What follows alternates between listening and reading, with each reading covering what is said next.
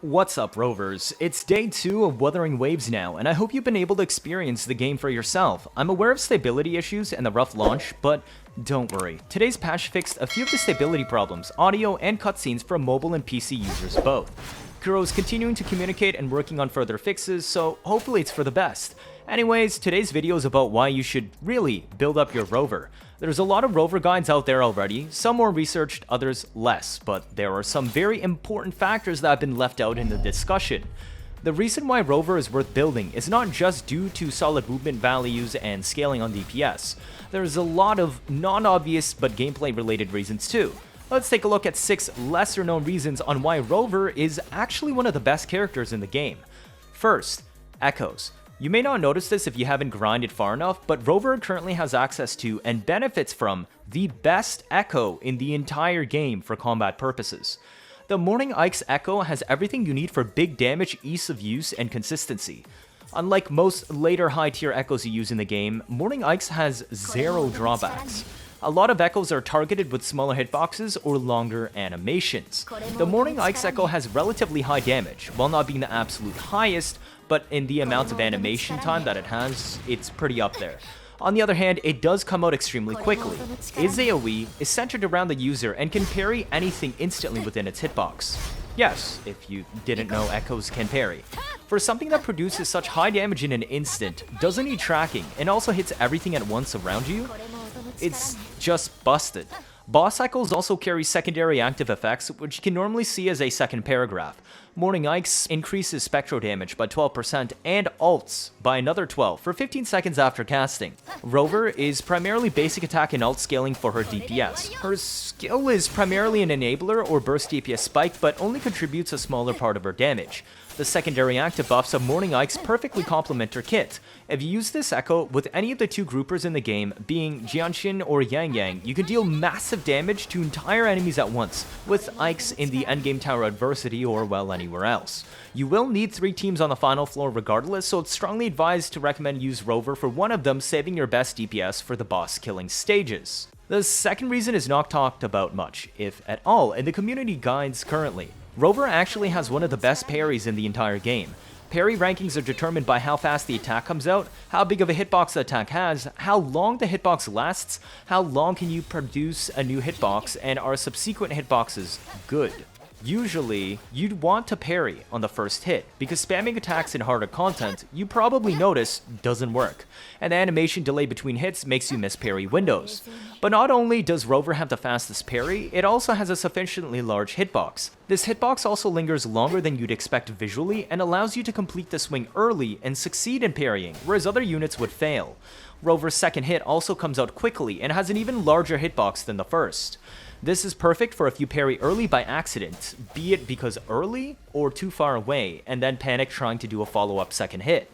However, do keep in mind the second swing does not have the longer lasting hitbox the first swing possesses. Rover also has a moderate to shorter reset period for breaking normal attack combo. This is good because it allows you to reset the first attack sooner if you mistime your parry significantly on a feint attack. Now, I would compare this to Gian, who I do not have right now on live, but I tested him extensively on CPT2. Gian's first hit comes out about 0.1 to 0.2 seconds slower than Rover and has an extremely good hitbox. His second swing is not a good parrying tool, and Gian has a significantly longer reset period to break his normal attack combo and regain access to his first hit parry move. On the other hand, his E skill is the best parry tool in the entire game due to Pierce, Hyper Body, Massive Hitbox, Moving Hitbox that directs you quickly into the enemy as a gap closer and also does extremely high damage. But that's on a cooldown. On the opposite end of the spectrum, Yinlin is incredibly difficult to parry with in hard content. She has just as fast of a swing as Rover, but the problem arises from her having variable attack range. The actual swing is as fast as Rover, but does not account for the non-zero travel time the puppet takes to extend out and reach the target. For faster moving bosses, this can easily lead to failed parry window predictions, forcing you to either swap off or dodge and sacrificing DPS. This is on top of Yinlin not being a good main DPS for bossing regardless due to having moderately high damage, which is why she's normally dedicated to the sub DPS quick swap role or cleaning up groups of mobs. Ironically, the safest way to play on-field Yinlin if you really want to use her as an on-field DPS is to play at melee range to minimize the attack time variance from the puppet traveling to the enemy. The third reason is pretty obvious, and I shouldn't have to explain it too much. Rover is free. Everyone gets them at the start. All Rover Wavebands can be acquired by progressing story.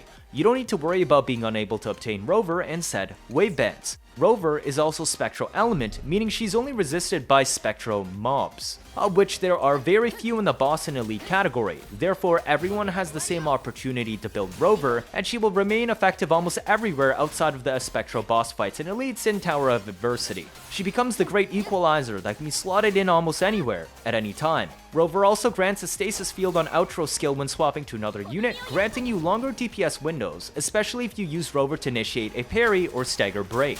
This is universal and does not require you to play specific element comps, again, making her a really solid jack of all trades. The fourth reason is Rover actually has surprisingly high DPS. This does not compete with the top meta, but she has more than enough to clear everything in the game. I would put her at about 5th or 6th on the DPS list, and this allows her to be the filler DPS in situations where you don't know who else to slot, or have awkward type matchups that do not favor your desired main DPS units. Tower of Adversity's final floor also requires you to build 3 teams, of which the third can be incomplete since it's just a boss rush. Therefore, you will have a universal backup DPS in your pocket that scales well into endgame.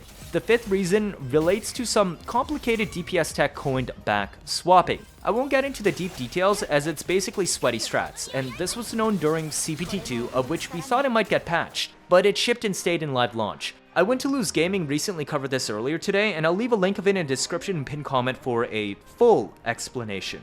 Now the TLDR of it is this: swapping off of a character mid-skill does not cancel the skill and it will allow it to finish while you control the second character. This can be useful for long skill casts or ults or echo animations. Most damage in the game is moderately backloaded in rotations. Normally if you swap off an attack, that character will disappear after it ends, breaking their attack chain and losing their backloaded damage while you're attacking with the second character. Obviously, you can't continue attacking on a character you swapped off of, but if you swap back to the first character before their attack animations finish, you can continue their full rotation to get the backloaded damage. Because swap cooldowns are 1 second, tracked independently on each character, this means any unit that has a rotation including an attack exceeding 60 frames, because currently the game is capped to 60 FPS, you can swap off them, cast something on character 2, and swap back to continue the combo and finish.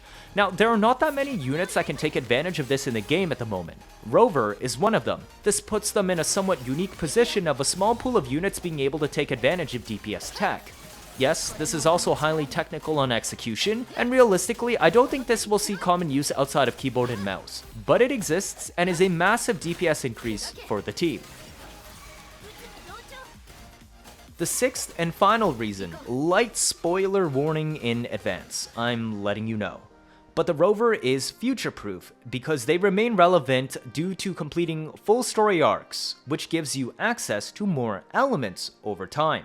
The Spectral Rover is already very good, which is well known in the community by now and further explained for non-obvious reasons in this video. However, at the end of Arc 1, we get access to the Havoc Rover as well. What does this mean? You retain a character that is already level 80 with an already level 80 sword that fits their kit. You just get an element swap with some new skills and fancy bells. Therefore, this builds on top of Spectral Rover already being very good and opens up the door for more team possibilities and type matchups in the future, as a true jack of all trades, master of all. Hopefully this information has been useful to you today and shown why Rover should always be built up in your account regardless. She's actually insanely strong when you look at her utility beyond just damage parsing. Cheers! If this is your first time watching, feel free to leave a like or better yet subscribe. Let me know your thoughts down in the comments. Stick around if you want to see interesting builds and topics on a nearly daily basis. You don't want to miss out on any of that, do you? That'll be it for this video. Thank you all for watching and I'll see you all next time.